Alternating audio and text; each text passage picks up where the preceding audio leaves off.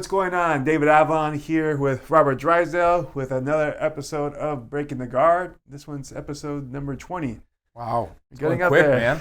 Man. Yeah, loving it. Lots of fun.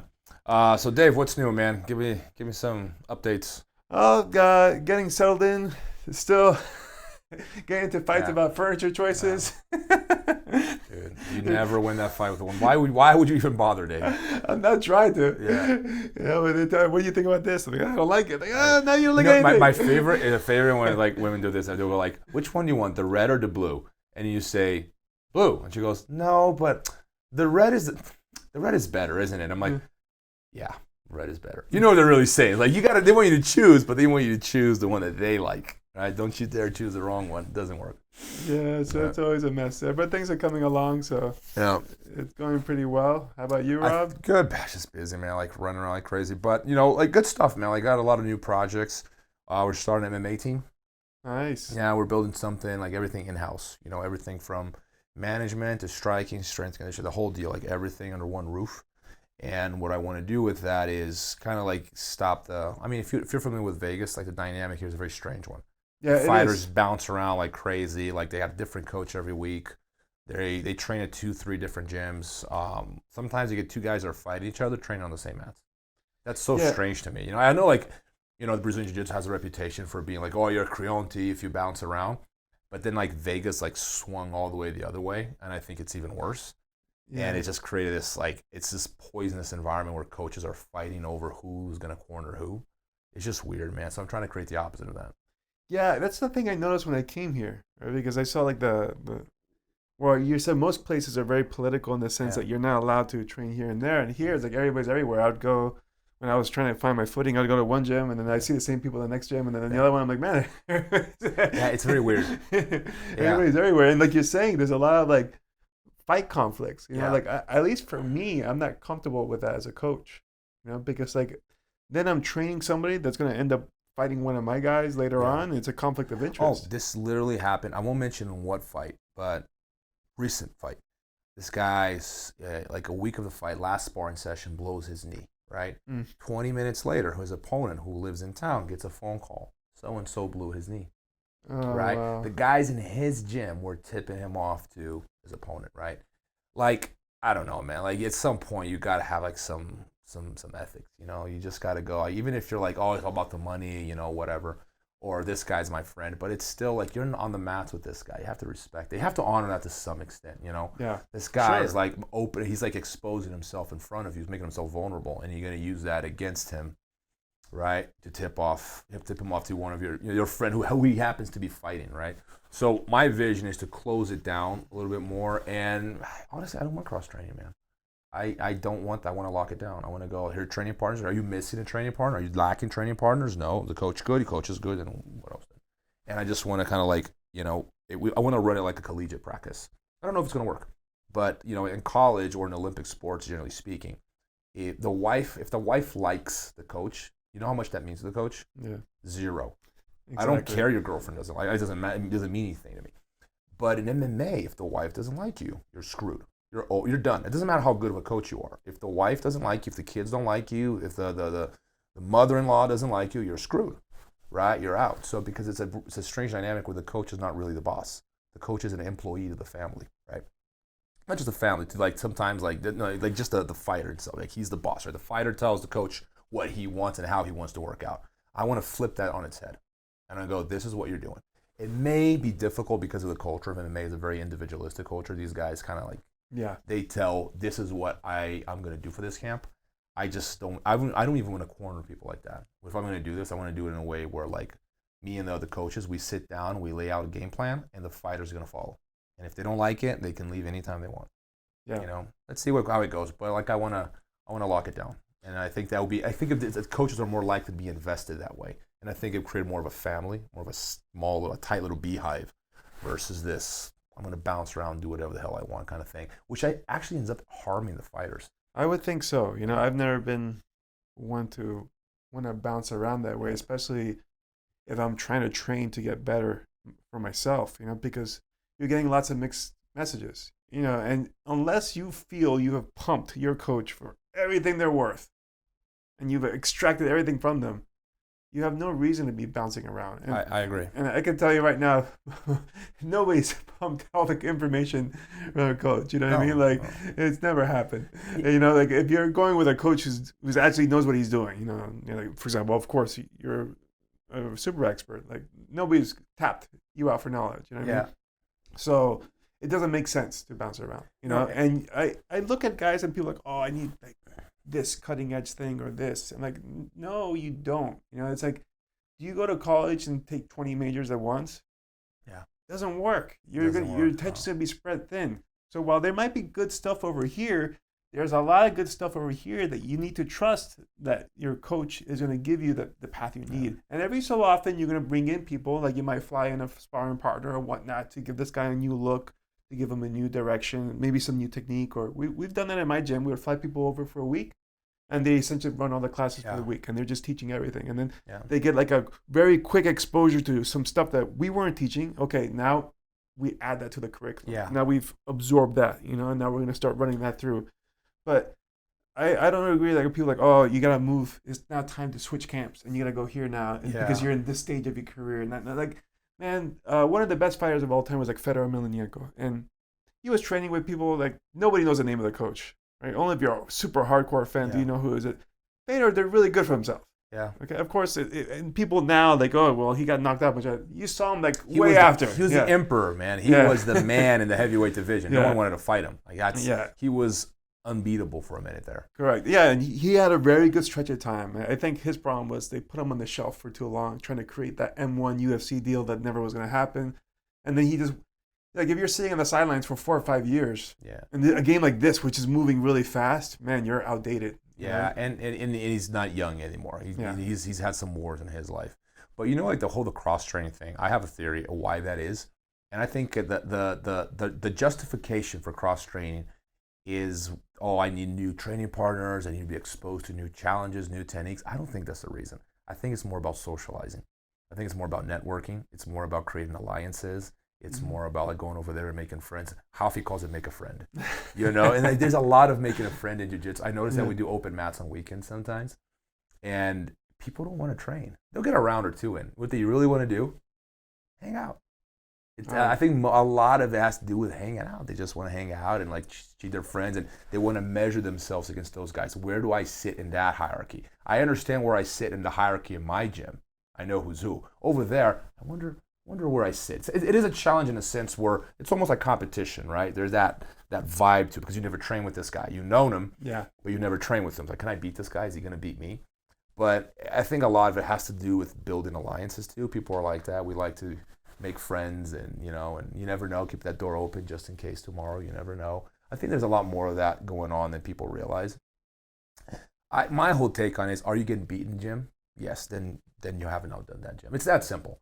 Like if you walk in the gym and you're making everyone tap left, right, and center, and no one's challenging you, then I think that you have to leave. And when I say beating, not just like, oh, I beat everyone by one advantage today. Like I'm tapping you like every minute. Like you're not even close to being a challenge. I completely get that. Other than that, the way I see it, you haven't exhausted what that gym has to offer you.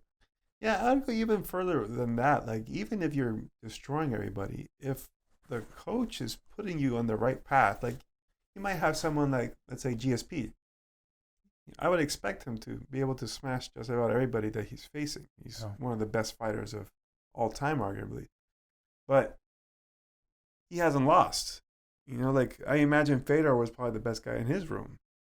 But when he was on a roll, he was smashing everybody. There's a intimate relationship between the coach and the athlete. And once they get to know each other, that they have a synergy where the coach kind of knows, oh, this is what he needs right now. Even if he's not vocalizing it, I can tell. You know, you can read body language, you can read like what they're saying and the subtext behind it. And that takes time to develop, you know, because you have to really get to know the fighter. That's why, like, one time I had to coach somebody from another team. I was running Alliance MMA out of San Diego. Actually, it was interesting because they were actually going to put him against one of my other fighters from Miami. Yeah. And then I told him, hey, look, I can't coach this fight. Conflict of interest. You know what I mean? Because I'm not going to tell you how to beat him or vice versa. And you don't want me just to fly there and watch you. Yeah.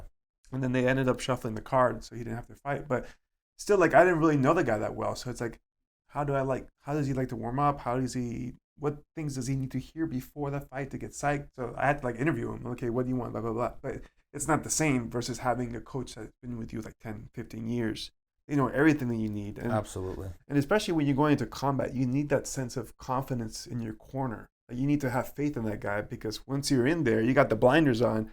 He's the guy that's going to be calling the shots. And if he's calling for cues that you don't identify with, they're just going to go right over your head. And you just touched on something that is very overlooked about, like, the synergy is huge, and it's the trust. Yes. I think that the person who's in your corner, to me, more important than having, like, being an outstanding technician, which you can be an outstanding technician as far as the coach goes, yeah, and not be trusted. You'd be surprised at how much social intelligence plays a role in these camps. Like, how much the coach has to be that wise warrior. You have to be that experienced guy that every time you say something, people listen.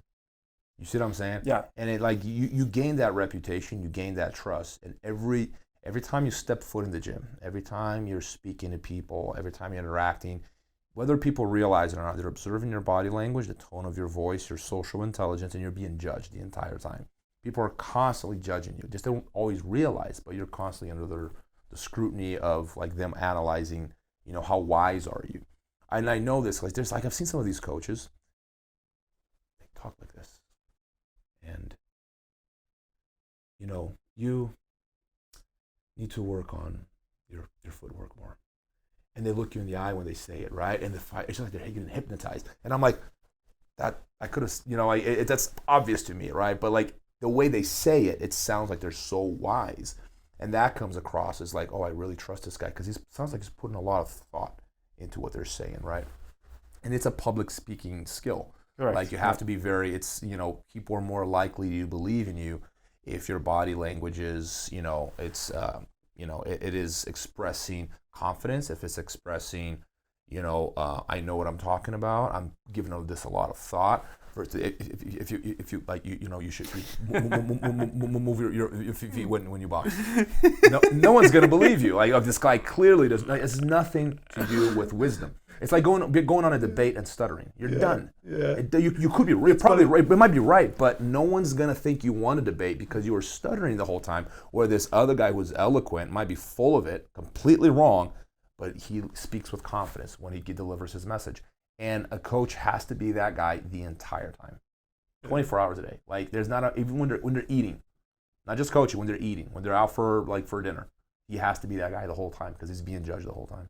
Yeah, and I think there's another element to that as well, which is the fact that all the fighters are always vying for, like, this alpha male status, right? Correct. And as the coach, you are supposed to be the alpha. Yeah. You're the guy that knows everything. You're handing down the knowledge so that they can one day be in your spot. That's happening in there, whether they acknowledge it or not, because you're the leader as a coach. So, in animals, leaders are always being challenged. Yeah. The alpha is always being challenged, and he always has to reassert himself when the situation calls for it. So, likewise, as a coach, we're in the same thing, whether we like it or not, and, like, if you roll with one guy and he beats the crap out of you in front of everybody's going to be like, is this the new leader? Yeah, is the new leader, or is the coach done? Like, he's no longer good anymore. It's crazy, but it really is animal behavior. Yeah. It's like you're a gorilla and a pack of gorillas, and if this guy's outdoing you with his social intelligence, he's like challenging your leadership. It's not just physical. Yeah, it has to do with social intelligence. It has to do with how you do, and it's every coach knows. Maybe not worded the way we're wording it, but, like, they know what we're talking about because it's constantly happening. If you're a manager, I manage the same thing. Other managers will constantly try to get in there and go, like, hey, I'm smarter than the guy you got. I got you, man. And it really, what's going on is, like, they're trying to, like, establish a hierarchy. Like, I am superior to the guy next to me or whatever. Yeah. And it's very strange, but, like, gyms are such primal environments. That's what they're so fascinating to observe. It's like you really feel like you're in this bunch of cavemen and it's people are constantly challenging each other, and there is a hierarchy. Yeah, there's a pecking order, and you have to respect the pecking order. And there's always that guy that if he moves up the pecking order too quickly, he starts causing problems. People don't like him all of a sudden because he's moving up too quickly. you know, or maybe he poses a challenge to the alpha male, or he poses a challenge to the guy who's the beta male, the second guy in charge, you know. And gym owners have had this problem. I've had this problem before. Was if I leave the gym, I don't have this problem anymore because I finally solved it, right? I have a chain of command in there now. But I didn't believe in these things 10 years ago. I'm like, this is stupid. I don't believe in that. So I take off for like 2-3 weeks for seminars, right? And there's this one guy who believes he should be in charge because he's known me longest. This other guy, he should be in charge because he's been a world champion. Well, this other guy really should be in charge because he's the one who teaches most classes. Oh, but I'm the oldest. Oh, but I've been here longer. Everyone's got a reason why they believe they're second in command, right? So if I'm there, like, it's not a problem. But the second you leave, all of a sudden people start like, oh, who's the one well, it should be me. So when you learn quickly, you know, through experience that if you're not present, you have to have a very, very clear chain of, very similar to a military, the chain of command. If the general's out, we know who's in charge. There's no like question who's going to be in charge in case the general's not around, right? Exactly. There's a reason why they've come up with these things. You know what I mean? Yes, because it works. Yeah. And you got to really, you know, you have to admire military because they have a system exactly because it works, and them winning is crucial for the survival of the entire civilization. Yes. So you can't just go, oh, this is just like a game, and if we lose, it's okay. Like, no, it's important that we develop a system, a chain of command that is highly, highly efficient under pressure, right? Or in this case, war. So whatever they came up with is probably the best that we have to offer. You ever hear about army ants? Yes. Like they form battalions. Have you ever seen that? Like there's videos of this stuff. Like it's like medieval warfare. It's incredible. It's like nature's way of like, what is the best way of organizing ourselves to go against other insects? And they come up with conclusions that are very similar to our conclusions. Like this is probably the best format there is for fighting, you know, in large numbers. I think it's fascinating. I wasn't sure about the battalions, but I know they have, it's like one of those, like bees, they have hierarchies and whatnot, but they also have certain ants that serve as waypoints that they're like, they could create tunnels and whatnot. And other ants are doing different. Everything has a different job. Yeah, so it's very interesting. And you don't want to get in the way of an army. No, they're but it's like it's like nature's way of like, we have found the most sophisticated means of combat, right? And I think our military is an expression of that. Like what are the most efficient way of outperforming a highly efficient enemy, right? And it's been a selection process been going on for centuries. So yes, if they have a chain of command, which, you know, brings in questions a lot of, you know, the more idealistic approach to, you know, government in general. You know, I've always defined myself as a radical of democracy, and as I get older, it's like I started questioning a lot of these things. I'm like, yeah, hierarchies are not a bad idea after all. Like, I think that they may play a bigger role in society than I would like to admit. And like, you know, military is proof of that. Because I think if you get a bunch of generals in a tent to decide what we're going to do tomorrow morning, and they all have to vote, it'd be a mess. You know, I think it would be a horrible idea. It's a lot of bureaucracy and a lot of bureaucracy. It's very slow. It's decision making when it's, you know, in democratic forum is very slow. Yeah. Because I have to voice my opinions. I have to take, and not to match the screaming and the yelling. It turns into very quickly into like a yelling match. Whereas if you have a chain of command, it's quick. But the downside to that, Dave, when you give it some thought, is that if the leader is wrong, everyone suffers. Like if a bunch of people grip together, they're less likely to be wrong, even though the decision making is very slow. There's a reason why corporations have a board of directors. Yeah. Because they've learned that if there's only one boss and he's making all the decisions, when he is wrong about an important decision, the whole company suffers. A board of directors is less likely to be wrong. Yeah. Even though it's a small group still, but still better than one, right? Correct. Yeah, there's, you know, checks and balances, right? Yeah. That's the whole idea. You don't want to give one person all absolute power, because now you're saying you're at the mercy of this person. And then, as you know, someone with all that power with time can get corrupted. Correct. More likely than not, you know, so the whole term limit. So there's a reason why everything has become the way it is. But you do have to question, like, now, or have we gone too far where there's so much red tape to get anything done, where you can pretty much not get anything done anymore. Yeah. So everything's starting to stagnate, and the changes can't happen quickly enough to respond to real world situations. So yeah, I think, in my opinion, there's too much bureaucracy right now. It has to be pulled back a bit. Yeah. There has to be a little bit more faith in the leader, but like you said, it's risky. But I think it's if you observe like politics, it has, and throughout, you know, modern period, a pendulum between authoritarianism and democracy, and it goes back and forth because people are fed up with bureaucracy and slow decision making, and they swing towards a charismatic leader. And then every now and then you end up with like, individual actually does a lot of good for society, and every now and then you end up with a Hitler. So it's like it's a risky game you're playing, because it's so tempting to put all the power in the hand of one person, right? I was watching Lord of the Rings yesterday with my daughters, and I was trying to like convince them that everything Harry Potter got, they took from Lord of the Rings, and they didn't believe me. Like, you're gonna watch Lord of the Rings, and I'm gonna prove you wrong. Harry Potter got everything from Lord of the Rings, right? It's just like a total copycat. And it's interesting because Tolkien was an anarchist.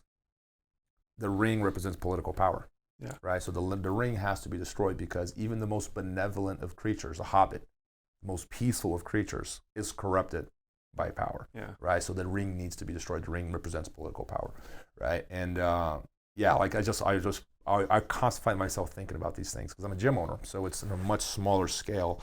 It's like, where do I draw that line between being the authoritarian leader and like listening to other people? Because when you're in charge, and this is the advice for gym owners, you can err in two different ways. You cannot listen at all, which is horrible, or you can listen too much, and that's just as bad. Because if you take everyone's advice, you're trying to make everyone happy. It doesn't work. And we all know what happens when you try to please everyone, right? It's a recipe for disaster. And I learned this the hardest way. I want to make everyone like me. I want everyone to like me. Horrible idea. Some people aren't going to like you. That's okay. Move on. Yeah. That's the thing, that you can't please everybody. And even like when it comes to with our elections and whatnot, you might get the leader that you wanted, the Republican, or you wanted the Democrat, you got the other one. But at the end of the day, you put up with it. And you're like, well, you hope that whatever they did, maybe I was wrong. Let's put our power behind this guy, because I'm in this country, so I wanted to win. It's kind of like, it's true. It's true, because I find myself like, I didn't vote for Trump. I wouldn't. But I find myself like, I want him to do a good job. Like, I try, sometimes as a part of me, he'll say shit, and I'm like, that dude, like, that's outlandish. Please don't open your mouth. Every time he opens his mouth, he pisses me off. But like, from a practical standpoint, the truth of the matter is, if you live here and he's your president, and he is your president if you live here, why would you not support him? You want him to do well. And same thing on the other end. Like, why would you root against Obama if you're a Republican? That makes no sense. Like, you want the guy to do well.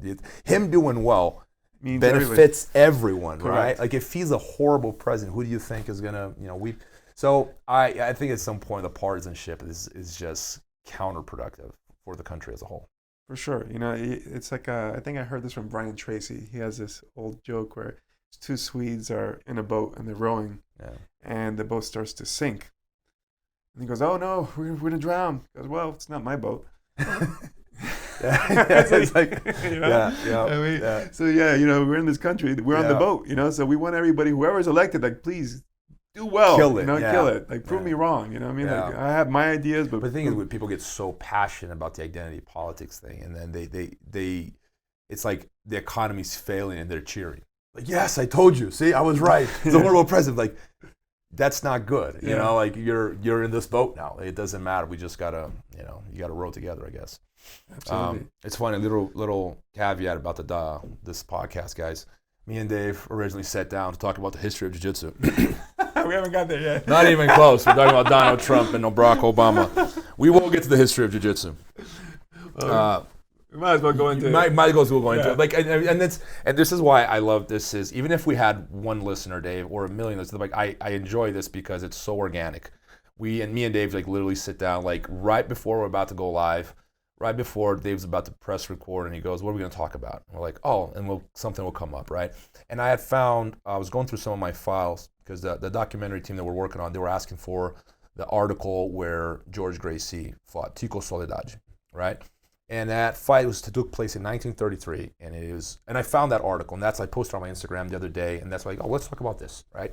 So that fight is arguably the first MMA fight or Vale Tudo fight in modern history. 1933? 1933. Because if you take in consideration, the Greek pancration, it's it pretty much MMA, even more hardcore, to the death in some cases. Gladiators fought too. So, it's not fair to say it's the first MMA fight in history, right? But in modern history, because these cross fights, this is another thing we talked about briefly, this whole wrestling versus jiu-jitsu. Yes. This goes back to the 1800s. Japanese come into the United States to fight American wrestlers and vice versa. A really good book on it Craze by Roberto Pedreira. Same guy who wrote Shocky. They're on Amazon. It's called Craze, Volume 1 and 2. And they talk about this exchange between, how wrestling influenced judo, judo influenced wrestling, catch wrestling influencing Brazilian Jiu-Jitsu, Brazilian Jiu-Jitsu influencing catch wrestling, right? Or Brazilian judo, the more appropriate term. And then I find this article, 1933, George Gracie, who was the first hero of the Gracie family. This is, at a time where Helio was just getting started, right? Just getting his feet wet. Carlos was never much of a fighter. He fought once professionally that we have recorded. Controversial match, but officially he lost, and then it got overturned. So some people say he won, some people say he lost. We can get into that some other time. But George was the first hero of the family because he was the guy who was constantly fighting. And he agreed to a fight with Chico Soledad because the way MMA was geared then, they called it valendo tudo, like anything goes, right? Yeah. Is they would get together the day before the fight and go, what are the rules? You do capoeira, I do judo. What are we going to do? Oh, okay, you can kick, but you have to wear a gi. No, I don't want to wear a gi. Oh, then you can't kick. So they were like, the commission was just like them, the coaches getting together and going, this is how they would fix the rules the day before the fight, right? And George was an interesting guy to me because he was the kind of guy that go, okay, I'll go. What about this? Okay. What about elbows? Okay. What about he's heavier? Okay. What about he's not going to wear a gi? Okay. He's like, I'll fight anywhere, anyone, anytime, anywhere. He really had that sort of personality, which is why he lost a lot. But Chico Soledad was not only a lot heavier, but they agreed to a rule set that was basically, it was more extreme than UFC. Yeah. Elbows, headbutts, I think eye gouging. I can't remember the exact rules, but there was no biting, no eye gouging. But it was pretty much the kind of MMA you were watching out of, Brazil, even UFC 1, like the IVC, you remember that? Yep. IVC had a little net around the ring. If you don't know what we're talking about, you're new to MMA. Chuck Liddell was fighting, he would fly down to Brazil to fight Jose Pelé, and the ring had a net around it. And if you got your head stuck in that net, you were screwed. There's no way you're getting your head out of there. And I've seen some where they would even choke you with the ring rope. Oh, fuck. I saw one. Yeah. I forgot who it was. I think it was a famous fighter, but he actually got the rope, wrapped it around, and choked the guy. And the ref's like, it's legal. Anything goes. I'm like, dude, that's crazy.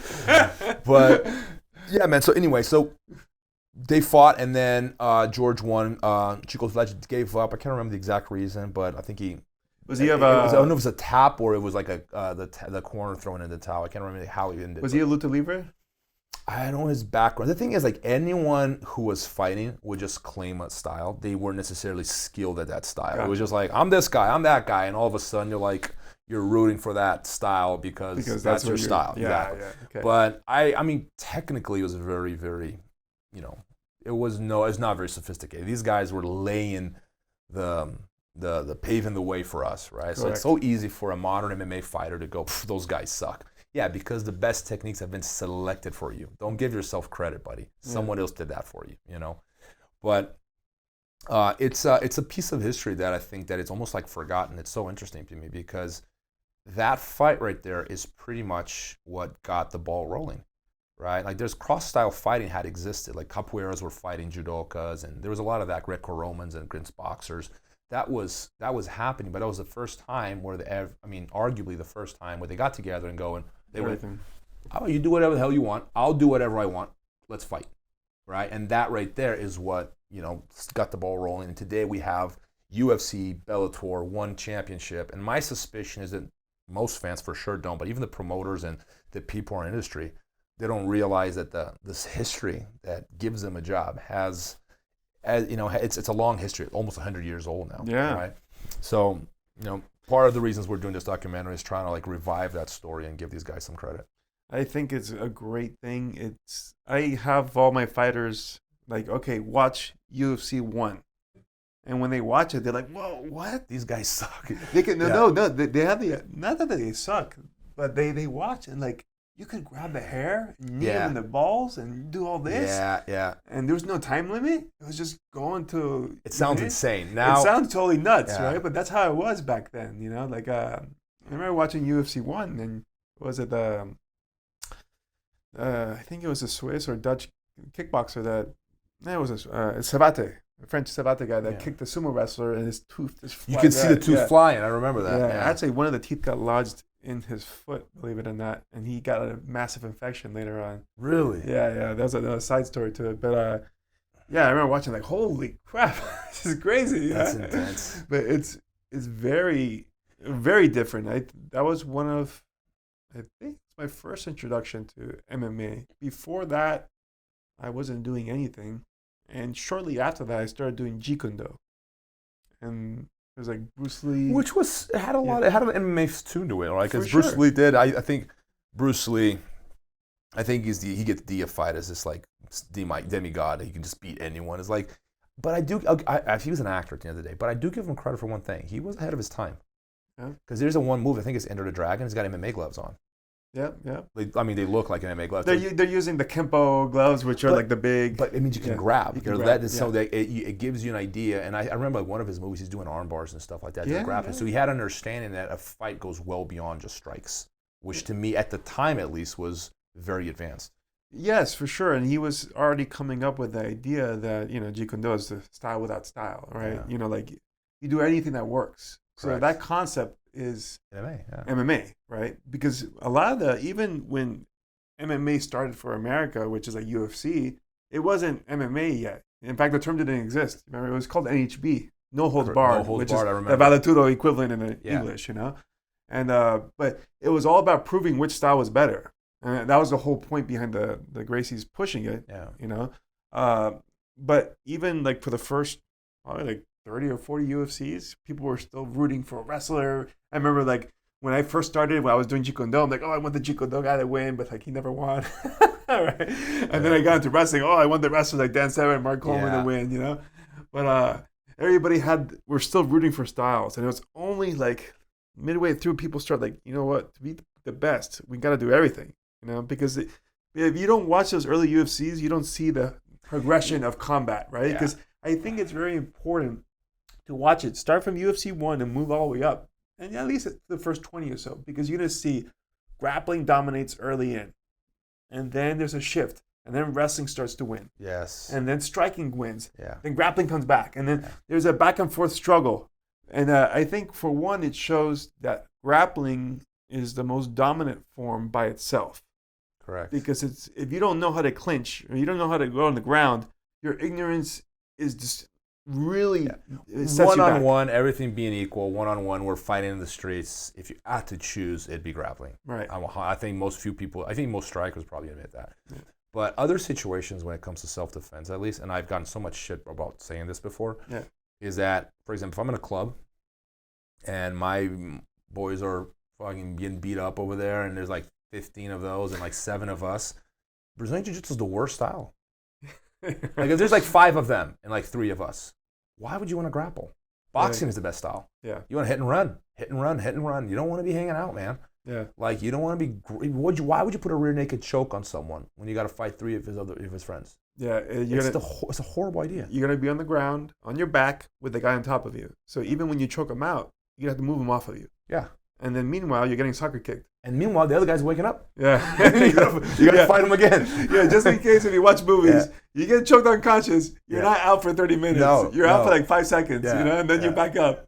There's one thing I watch, it annoys me so much. We'll watch a movie with my girlfriend, and she's a doctor, so when she sees medical errors, she's like, I hate this. Yeah. And I see like fighting errors, like, oh God. Like you see someone chokes him out, he's gonna be gone for 30 minutes. And he actually says that, and he walks out like, unless you killed him or give him a stroke, he's going to be back up. I can't watch fighting movies. Everyone wants me to watch John Wick, and I haven't. I can't do it, man. Like it's too painful. Even if the plot is amazing, just because I know there's going to be a fight scene there, I'm like, I'm not going to watch it.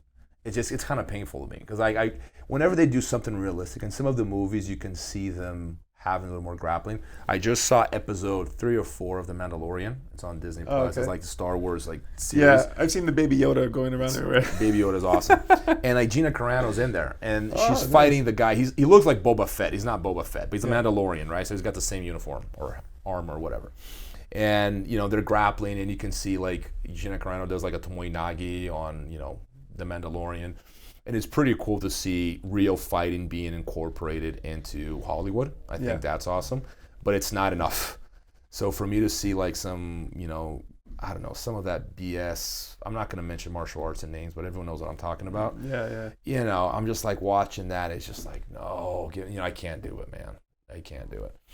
I guess it's like your girl, like seeing medical. Your girl's a psychiatrist, right? Yeah. Which we got to bring her on here one of these days. We keep talking about it. Yeah. But she did 2 years as an orthopedic resident, so she's done surgeries and all that stuff. Her dad's an orthopedic surgeon, so she'll see things, and then she's like, that will never happen. I can't watch this anymore. Yeah. No, it is painful, man. If you're in the industry and you know the game, it is very painful to watch some of this stuff. Yeah, so she always gets surprised when she sees things that like are very detailed and nuanced, and they get it right. She's like, oh, they consulted somebody because if you're really into a field, any field, I think that you can spot someone that knows what they're talking about very quickly. Like I have like a radar for this shit. I swear to God, Gabe. Like I'm never wrong, man. Like I can talk to them. These guys have been grappling for so many years. 5 minutes. Yeah, I can tell, because they'll say stuff that someone who's been trained for a long time would never say. Yeah. Or they'll believe stuff that someone's been trained for a long time would never believe. Only like someone who's like a beginner or maybe intermediate level, the equivalent of like a blue or purple belt would believe. Anyone who's been trained for more than 10 years would never say something like that. It's funny, but like I can spot them like very quickly. Yeah, no, I've had a guy once come up to me and come to my gym and says, oh, I was an Olympic wrestling alternate. And to be an Olympic level wrestler, even an alternate, you're phenomenal. Incredible, absolutely. And if you're going to wrestle with me, high school wrestler that never even made stage. Should toy with you. Yeah, he should wipe the mats with me. Yeah. And I was throwing him around like a rag doll. I'm like, no way. No shot. But just like you said, like the aura is not there either, right? Because there's a level of confidence that you would have, whether it'd be shown as like cocky or just like really assured. People display it differently. Yeah. But there's a display, right? And I want to talk about that because it's so. You're right about this. It's because people do display it differently. The guy can be goofy. Yeah. He can be a goofball. Like he can be like, for example, like you hang out with Forrest Griffin. He's like he's a walking goofball, man. Like the guy is constantly hilarious. You can't. But at the same time, he gives you a vibe that, motherfucker, I'm tough as it gets. Yeah. Like, you cannot break me with 10 punches. You can punch me in the face 20 times and you wouldn't break me. He does give that, even if you didn't know who he was, he does give you that vibe while being very goofy at the same time, right?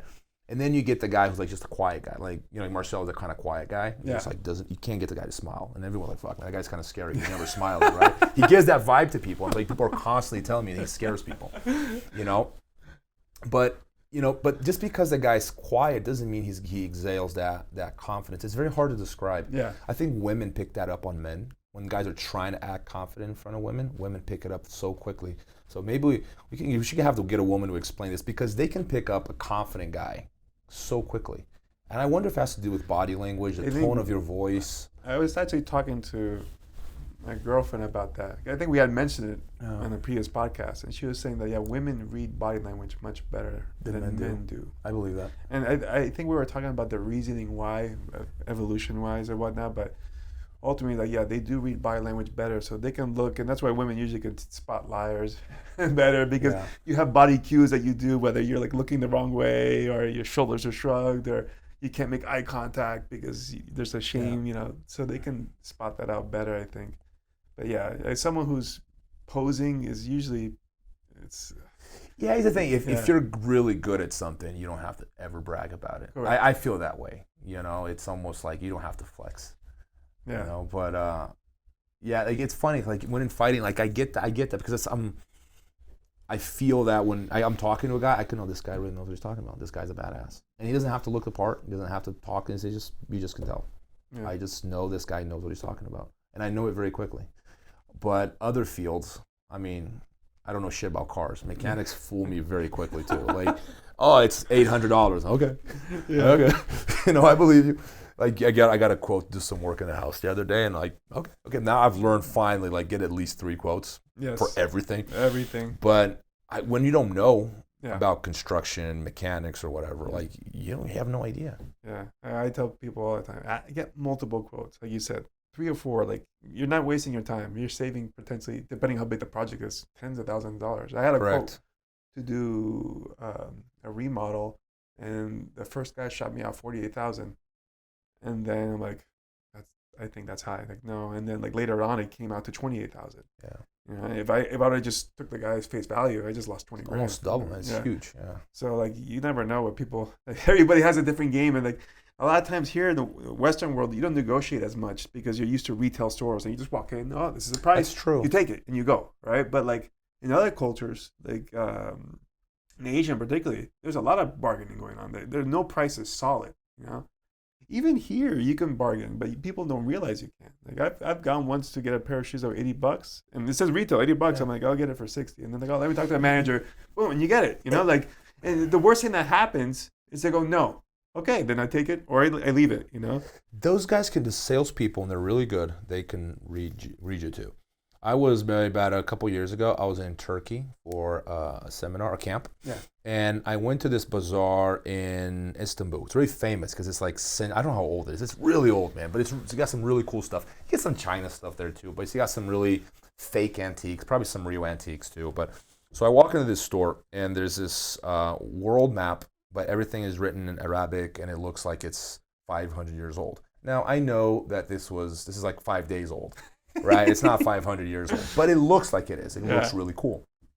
Plus, they're selling it for like, I don't know what it was, like $30 or something, $40. So it can't be, but they make it look original, and they tell you it's original, you know. And you go with it because you're in Turkey and you're Istanbul, and it's a really cool map. I actually got it in my little library, and I'm not bargaining with this guy because I know I'm supposed to bargain. Like they're expecting you to do that, right? And I'm just like playing hardball. No, I wanted to pay. I can't remember the price, but like I want to pay 30 for it. It's like no, it's 40.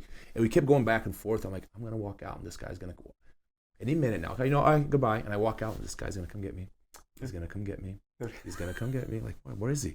I'm walking out of the store. I look behind me. He's like back in there, like talking to other people. I'm like, God damn, it didn't work. Yeah. So I'm like, I start hanging out in front of that store for the next like 10 minutes, see if he comes after me. And he doesn't. I'm like, son of a bitch. This guy knows what he's doing. But he knew that I wanted that map. I'm convinced. He knew I was gonna come back. Yeah. Sure enough, you know, I walk back in there. I go, I didn't even bargain this time. Okay, here you go, $40, right? And I bought it. But I think deep down he knew that the way I looked at it, the way I held it, the way I was talking about it, like this guy is not leaving without this. You know, they have that experience, man. They deal with this all day. They're black belts at selling you fake antiques, you know. Well, and any vendor is like that, right? So you have to be able to walk away from it, right? Like what you did, what they call a walk-away close, where you just walk away and then you're hoping that they're going to go, oh, wait. I was convinced he was going to like touch me in the shoulder, like it's going to happen. Like, give 10 seconds, he's going to come after me. Yeah. Nothing.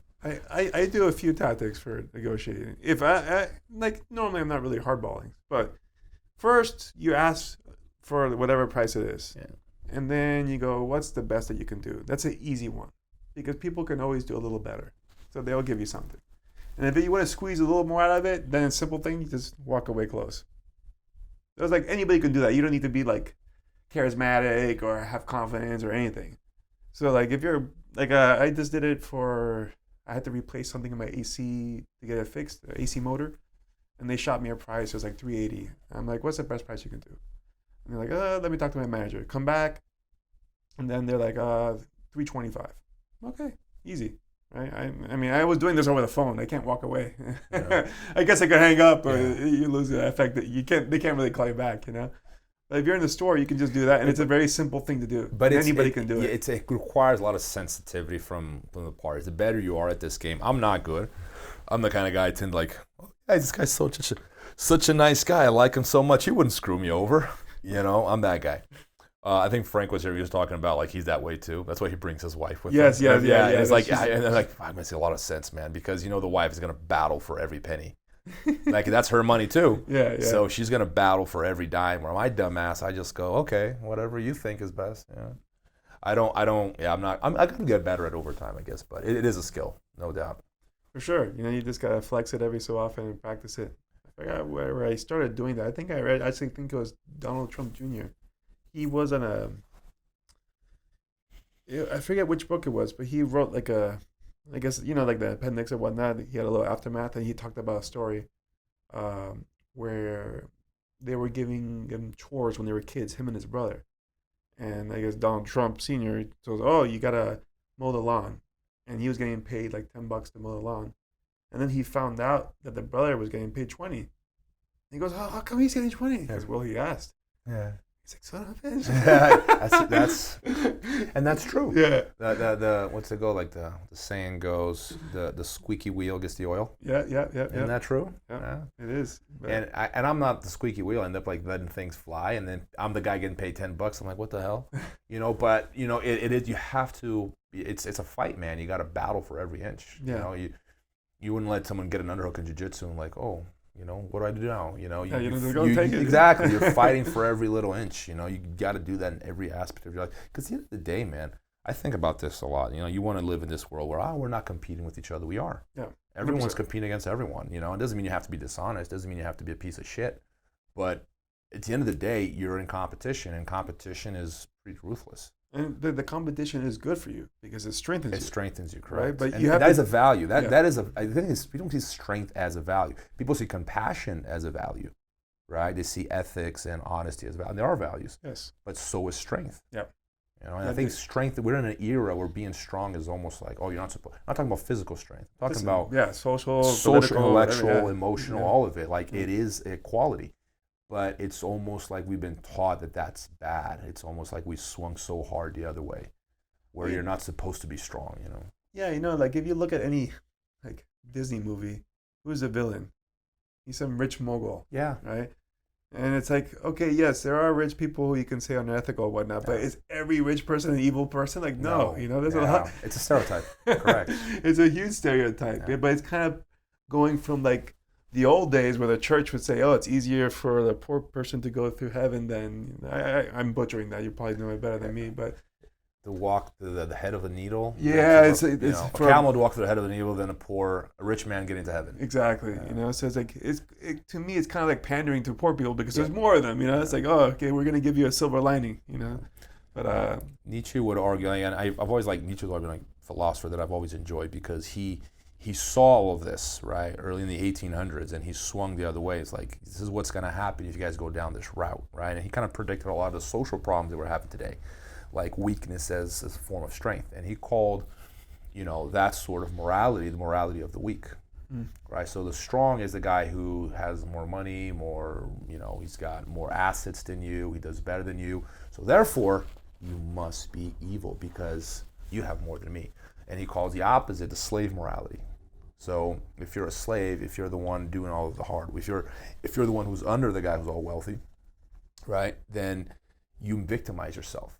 And you reward yourself when you die. That's Nietzsche's approach to it. That's his explanation for religion. You reward yourself. So I'm the victim in life, and I will be rewarded in my afterlife, right? And that's why the slave morality has to vilify successful people.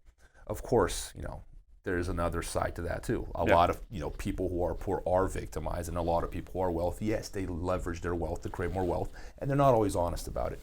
But the interesting thing about this discussion is that it's not one or the other, Dave. That's what people get wrong. To me at least. To me, it's like they can coexist. It's a balance. Not every rich person is a piece of shit, and not every poor person is a victim. Yeah.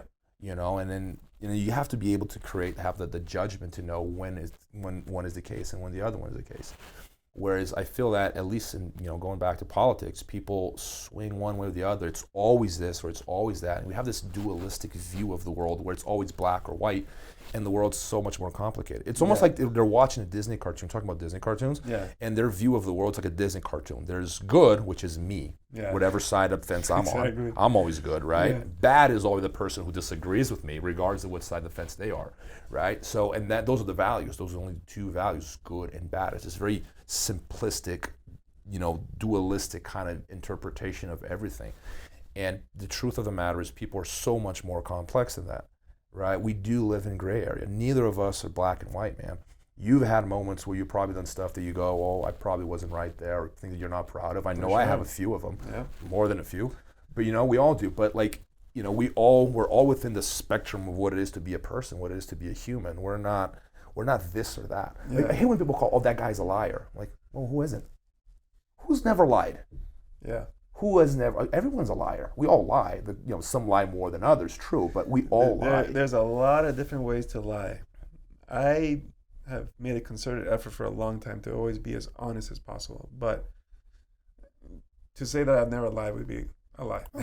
You lie without realizing. You're not even aware of most of your lies. A lot of lies are just by omission. Yeah. Right? Like, people assume something and you never correct the assumption. That's a lie. By omission.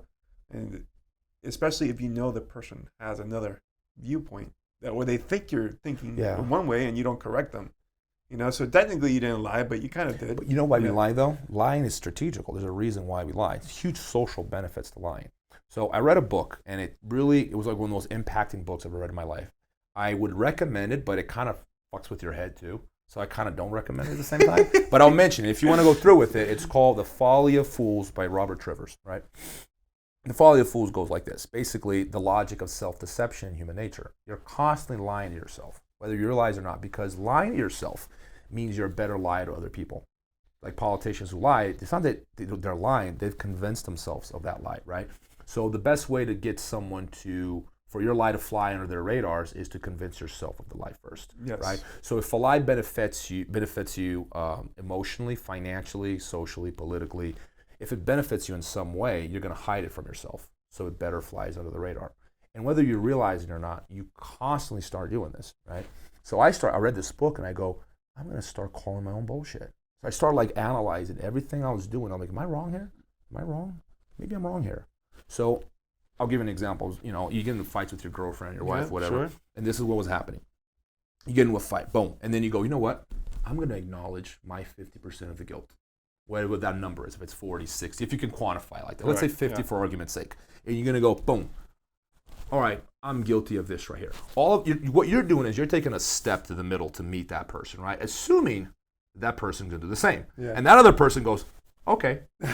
So wait a second. So now what was 50% of the guilt turns into 100%. Yeah. Now I'm at a huge deficit, right? Because now I'm dealing with someone who takes no share, doesn't take their share of the blame. I'm 100% guilty of the problem now, even though I may be not, very small guilt or, whatever, let's say 50 for argument's sake.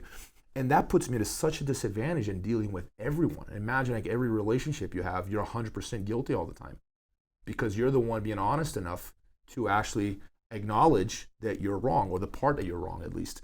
Now, how well do you think you're going to do in the world that way? If you're always that honest guy and no one else do the same. Because it works well if everyone's being honest. Can you guarantee the effort from the other person? Because you're making an effort. It's hard to be honest.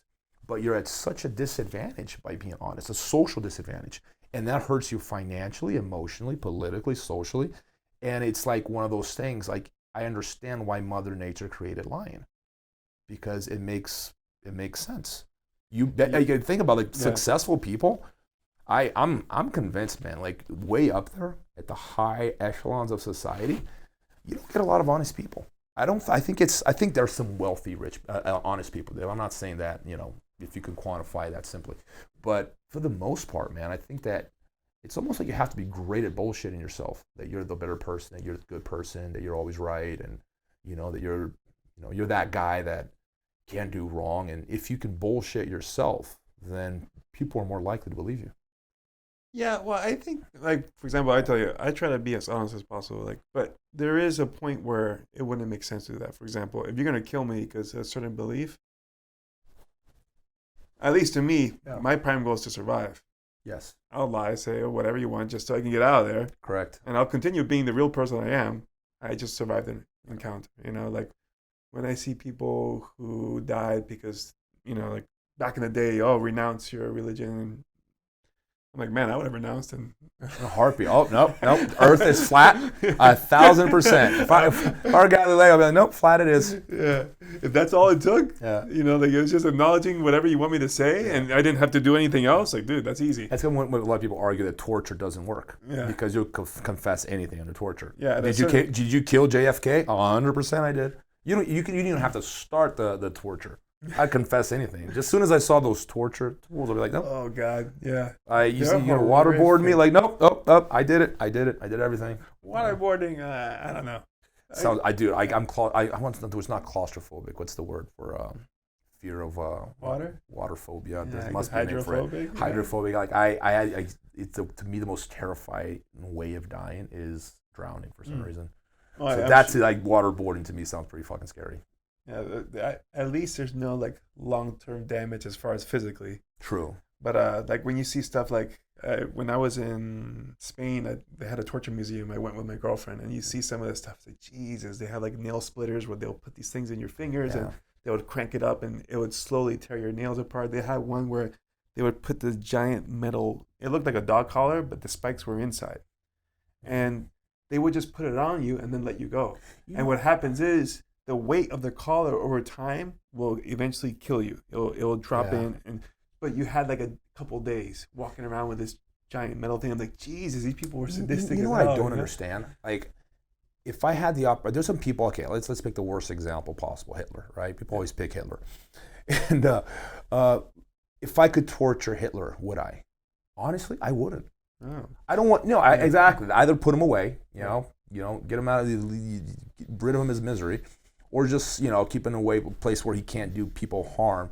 But I would take no satisfaction torturing anyone. But I do believe that some people, sociopaths, in general, like they would take pleasure in hurting someone. When I look at that, I'm like, what kind of evil makes you want to do that to other people? Because I can't see a situation where I would want to inflict. I would, like, if you want pedophiles away from society, you want to lock them up, you want to do some, you want to castrate them, get rid of their genes, like you want to do all these things. But I would not take pleasure in watching it. I can't see myself taking pleasure in watching anyone suffer, is what I'm saying. To me, I'm not sadistic enough to want, even though I want that person punished and removed from society, the pain, inflicting pain on them is not something that would gratify me, I don't think. Correct. The ideal situation would be you're able to reform somebody, right? Like someone did a crime for whatever reason, and hopefully you could fix that. But if you can't, or it's irrevocably, like to me, like from what I understand about pedophiles or whatnot, it's kind of a hardwired thing. Yeah, I strongly believe it's a genetic glitch. It's a flaw. And I'm not a doctor or you, but from my understanding of it, it's a hardwired thing. Like unfortunately, something went wrong, and they just have this predisposition to be attracted to young people. If you can't do anything with it, get rid of them. And unfortunately, that means execution or lockup for life or whatnot. It's a crappy hand. But at the same time, to me, it blows my mind away when they put someone in for 10 years and then they have to put the warning label afterwards, right? Because they put them on the map, right? That little whatever. There's an app for that, isn't there? Yeah. Because my brother, he has kids and stuff, and you have kids too. And he looked when he moved to a new area, and you see like everywhere. Dots everywhere. Like, Jesus Christ. So it's like, to me, it's kind of like you put a tiger in a cage for like 2 weeks, and then you let him out, and they go, "Hey guys, there's a tiger out here." It's worse. Like because his sexual appetite hasn't changed. Right. That's the gross thing about this conversation. Is not like, oh, I changed my mind. I like, grown women now. Like, no, that shit doesn't change, man. If you're sexually attracted to the wrong thing, whether it's an animal or whatever, some people are attracted to really old people. Yeah, it's their thing. Like, you want the older the better. And to me, that's weird. Yeah. But I don't think it's a choice, man. I don't think like these things are choices that people make. Like, I've been attracted to women from a very young age. I remember being 4 or 5 years old. I'm like, oh, that girl's cute. I like her. Yeah. Never crossed my mind to like the little boy. Oh, the little boy's cute. And it's not a choice. It wasn't something that I chose. It was just like, I am attracted to that. I don't think these people are choosing it, man. I think it's just something they can't help. I don't think you would rationally choose something like that, knowing the cost that it has, right? Because, I mean, at the end of the day, people want to be free, right? Yeah. So you can't live free with that. You're going to get caught at some point, and then your life's going to be a living hell. And the torture that inflicts upon you and everybody that's associated with you is immense, So from what I've seen, a lot of these people are like tortured souls. Some of them are, like they feel that immense guilt of it. But it's kind of like, if I told you, Rob, you could never have sex ever again, it's like, Jesus Christ.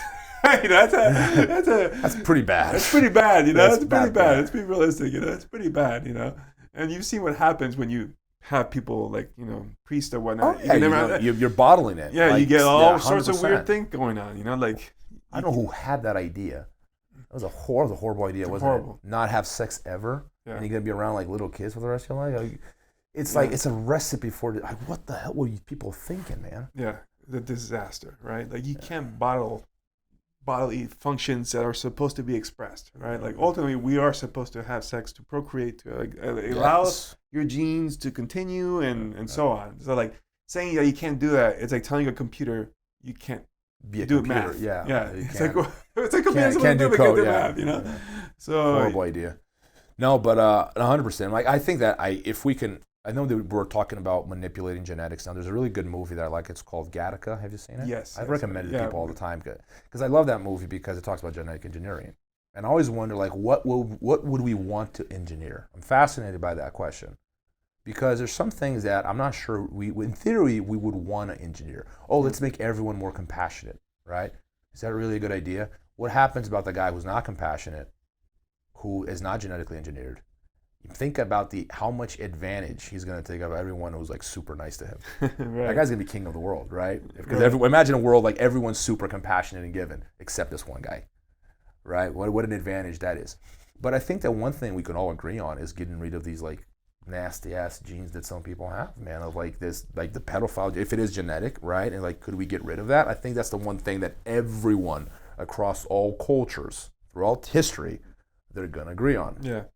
Right? Like they're like, okay, let's get rid of that guy. Like, so if we can alter genetics in the future, I think that will be the first one on the list. Well, I think like you're saying that the obvious dysfunctions for sure. Like you wouldn't. I don't think anybody would want their children to be born with Down syndrome or with anything. True. Like, or true. you know, Those like two, being blind or or being paraplegic or whatever. So there's the obvious, like I think, defects that I think for the most part everybody would agree. I thought you were on. gonna say Harry. You put in your arm, like, you don't want your child being born. Hey, he was gonna say it. I'm proud of my hair. But, those are cosmetic things. Those will be interesting when people choose. You know what I mean? Because some people are gonna say, "Oh, be hairless, blue eyes, blonde," and like, "Uh-oh, we're going to Hitler territory." But here's the thing: like, imagine if you could actually make your child stronger, would you? Yeah. And then, of course, you want to, but then that's fucked up with the other people who are poor and they can't do that to their kids. Well, then it becomes kind of like a genetic arms race, right? Like yeah, it's exactly what it is, and it's scary, man. But we kind of already have that in a sense where, at least I think, like communist nations, we're doing that with our athletes. Yes. 100%. Yeah. I mean, I think we were probably doing it here for sure. What's that guy's name? Karelin? Yeah. He looked like he had something was injected. I don't know what it was or how much of it, but that guy does not look normal, man. He looks like if a bear took a human form. It would be Karelin. He's just a monstrous man. Yeah. And he invented that reverse body lift. Yeah. And mind you, he's a heavyweight. So for him to lift 300 plus pound guys of from athletics, the floor, not just fat slobs. We're talking about Olympic caliber wrestlers. Yeah, it's like doing a deadlift to a snatch almost because he picks up. But here's the thing, though. Here's the thing. There's some things that are like, for example, deadlift is designed to be lifted. The way they put the weights, the way it's. And now we're talking about an Olympic caliber wrestler who does not want to be lifted. Yeah. Right? It's different. They're very different things. But you ever try to, pick up my daughters, put them to bed sometimes when they're asleep. You know how hard that is? They're tiny and they're like falling. Like it's so hard to hold someone that doesn't care about being held. Well, I guess right? I could just try to grab a cat that doesn't want to be grabbed. No, it doesn't matter how heavy it is, man. It's very hard to carry something like that. You know, like imagine picking up like the wrestlers that this guy was picking up. This guy was a genetic freak, and I don't think it was just his parents, although his parents certainly played a role because just steroids don't do that by themselves. Yeah. You know, the genetic component there is huge, but yeah, he definitely had something. I think Russia just got kicked out of a bunch of Olympic sports. World divisions as well, correct. It wasn't not all the athletes were taken out, but they're allowing some of the athletes, I guess, who didn't pop to compete but under a neutral banner, which I don't know what that means. So I guess they're still able to compete, but they're not representing a nation. I've never even heard of that. Yeah, because not all athletes should be punished. I get where they're coming from. But the question is there something that is institutional? Well, that's what they're saying. Yeah. It was like essentially the Russian machine was helping these guys spike tests. I'm not sure that was related to. I mean, they were caught with the Sochi thing and stuff. No. Here's the thing. Like I look. I think the punishment 100%. But I remember watching a documentary called Icarus. Yes. You've seen it? Yes, about a cyclist and he does all this stuff, right? And a lot of it. I'm sure the Russian would watch that and go, "There's anti-Russian propaganda," which there might be some truth to that too. It's our biggest, next to China, one of our biggest rivals. But what's interesting to me is that this guy who was like, "I'm going to inject myself with everything." He was like the host of the documentary, and he ends up like taking like 5th or 6th in the race. So what does that tell you, man? Yeah. Like if this guy who was he was not a chump. He was not like he was a weekend warrior. He was doing it. He was cycling. He did everything those guys were doing. He prepared himself and he took everything. He still took like 5th. What that suggests to me is that all right, like, are you really being successful in that particular sport? Because I know cycling is probably the most known for doping, right? Yeah. I don't think that there's any other sport where maybe powerlifting, maybe I don't know. Do they test for powerlifting? I don't know. I know the Olympics they do, but I wouldn't think they would for strongman stuff. I think it's just, my guess is no. It's just anything goes. So cycling they do, but like out of all the ones that they get tested, I think cycling is probably the one that people dope the most, right? Yeah. Lance Armstrong is a freak of nature. Would he have been the best in the world without it? Probably not. Would he have make it top 10? I don't know. Probably, maybe. I don't know. I think he would have been like, I don't know where he would sit because I don't know in that particular industry how much. My guess is like the top 10 are definitely on something. That would be my guess, but I can't say for sure. According to where he was, everyone is, right? He was just the best one at it, right? Because I guess there's a certain limit to the human performance, right? Yeah. And with cycling, it's kind of, at least from what I can tell of it, it's pretty simple. We're pedaling. Yeah. Right, and I'm sure there's strategies like, okay, you don't want to be in front the whole time. That's why they have teams. They're changing. It's simple strategy. Yeah. But you're talking about margins like this thin, right? Yeah. So when we're talking about 0.5% improvement will win the race. It's huge. It's like that old Seinfeld joke with horse racing. First place, second place, dead last. Yeah. Right? So, the margins are like that. If the doping gives you a 2% increase, that's huge. You're blowing everybody out of the water now. It's true because it's so close. Yeah, so everything's so tight. Especially something like cycling where it is, you're right, like the strategical, technical aspect. I mean, it's funny because like people that do it with some other sports, what do you mean it's not technical? And like when you come from fighting, it's like, it's like not. running, super technical. No, there's some technique to it, but like you cannot tell me that running and cycling are super technical. I'm sorry. It doesn't have the complexity of martial arts. Martial arts for sure. Particular, because I think martial arts is the most complicated sport. 100%. Because there's so many ways you can move. There's so many strategies. So many different ways you can win. Yeah. You can only win the race in one way. Yeah, finish first. That's the only way you can win. There's no other way you can win a race. But like you say, of course there's a lot of technique in all these things. Like even with running, the proper, like me and you probably run like cavemen compared to when an elite runner runs, like they understand the cadence, the gait, how to pull using the ball of the feet when they run. So there's a ton of technique behind it. But it's pretty much only one way to do it. Like you said, to win a race, you got to put your feet forward and run. Yeah. That's about it, right? Whereas fighting, you might want to pull guard. You might want to move forward. You might want to kick. You might want to punch. So like there's so much variation. And that's why like it's we don't have a prototype of what's the best fighter yet.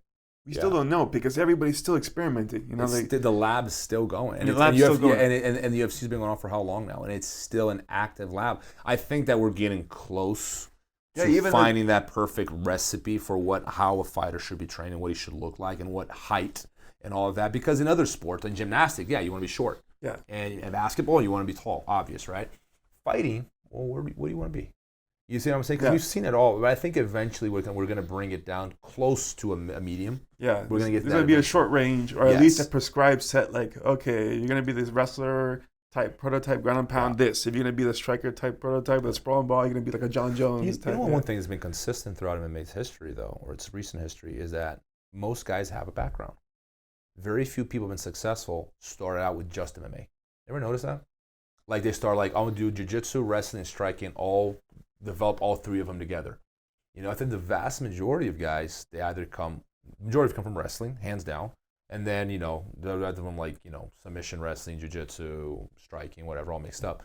But like it seems to me that that's the case. I think for sure there's a good, especially for the guys coming from a wrestling background and whatnot, because it's like already an athlete pedigree and they're moving in. I know at least in my gym, since we are MMA from day one, we have built a few guys. Okay. MMA all the way through. I think it's more just a sign of the times, really, like because MMA really hasn't started around like 2002, 3, I think. Started making it mainstream, yeah. Yeah, and even then it wasn't really mainstream yet. It wasn't mainstream until like Ultimate Fighter. Correct. Even because I remember like my school in Miami was the first MMA school.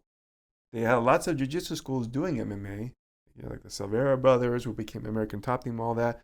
They were a jiu-jitsu school, and then they would have guys do MMA. But our school was the first. We called it freestyle fighting back then because there wasn't MMA yet. The term MMA did not exist. Did not exist yet, but we called it freestyle fighting. But we were doing everything from day one. Like we would punch, kick, grapple, all that. So it's going to be interesting to me in the future because I believe the best fighting formula has to be done through training mixed martial arts, because as we talked about before, as you called it, the in-betweens. You can't learn the in-betweens in single disciplines. Correct. Right? It has to be done in totality. and then you're able to expose that. So I think as the fight game grows and more MMA schools come together, we will see athletes that start from day one all the way up. But there is a question of, as you say, because the bigger sports have more funding, so there are going to be higher levels of research, better training formulas. So I think that's why guys who are coming from a wrestling background have a good advantage, because they've trained through a battle-tested formula, so they're already athletes, they're already really well in shape, and now and they already have a very fundamental skill required. So now we're just going to inject this other stuff. Yeah. But they have to learn all those go-betweens. Like, they're going to get guillotined a bunch of times, and they're going to get rear naked choke because they go to fours every so often, but like, they learn through the mistakes. Yeah, I do want to see, like, it's interesting because, like, we've been following the evolution of MMA since the beginning, and it's interesting to see how much it's changed, how much it's drifted from jiu-jitsu, at least, because to me, jiu-jitsu and Vale Tudo, when I started training with it, the same thing. Yeah. There's like a thin line between them. Now it's like completely different, man. Like, think about high-level lapel guard, entry, like, and then you contrast that with what's happening in the UFC. It's like, whoa, man, like, these things are related at some point. And back then, it was very close, man. Like, it wasn't so different, I guess. Even like when we train with open hands a lot of times. When I first started training, we take our gis off and we just like, we'd strike each other open hand, like not in the head, that's kind of like fucked up. But we'd hit each other in the body, we're constantly slapping each other, letting you know, like, hey man, I'm hitting you. It's kind of, when I was a white belt, we trained like that at least once a week. But just give you an idea of how close, the association was between jiu-jitsu and MMA. Yeah, I know. I started, I told you I went from Jeet Kune Do, and I remember me and my brother bought this protective gear so we can hit and stuff. It was only when I got into wrestling, though, that we started actually doing, like, I think I told you before, we were doing backyard fights. I was like 14. It was me, my brother. We had the state champion at the time, at 189, Moses McCraney. Yeah. And he was a grown man, pretty much. He was a big dude, And then we had a couple of my buddies. And we would just go at it with, and I don't know why my parents allowed this to happen. Like, my parents are kind of hippie-ish, I guess. Yeah. They just let things go. Oh, the kids are fighting back in the backyard. No big deal. And like Moses was like, I think he was 18. He looked like a full-grown man, And man, we were just fighting back there, and my brother was the only guy who really utilized jiu-jitsu, because I learned some submissions in Jeet Kune Do, but I didn't really learn it. Like, I think I told you the pace that we had gone through, they would show like 100 techniques like in a class. Yeah. And then the next class, totally different set of techniques. So I never really learned anything. I just everything mixed. But my brother, he had an arm bar, he had a triangle, and I think he had a rear naked. And like in one of the backyard fights, he arm barred somebody, and then I remember I was just wrestling my way to wins. Like, I would just take people down and try to ground and pound them. But it's funny looking back at it. I think there was a video that my brother had. I had to dig it up because it'd be hilarious to see. That would be funny to see. It would be hilarious to see. Please post that on YouTube, man. People are gonna be dying. Anyway, Dave, I gotta get going, man. I gotta go. Yes, sir. But, we had fun. Thanks for this, Dave. Thank you. Hope you guys enjoyed. Absolutely. And we will do this again next week. 1 week. We've been pretty consistent. Yeah. Every week we've been pumping them out. So again, thanks for joining us. This is episode 20. And guys, if you enjoyed it, please share with your friends. Absolutely. And spread the word out there. Hopefully, once again, suggestions. Send them to me, Dave, or the Breaking the Guard account. Let us know anything you would like to hear us talk about. More of this, less of that. We had some suggestions for the mic. I think we fixed the problem. We had some sound suggestions. That was sure. The thing they really came was like that. Other than that, people seem to be enjoying it. Oh, and get a lower desk. So we did that. Yeah. We lowered the desk. In case you haven't noticed, we didn't get taller. The desk is like 6 inches shorter. So yeah. We got you. All right. Awesome, guys. See you guys next time. Ciao.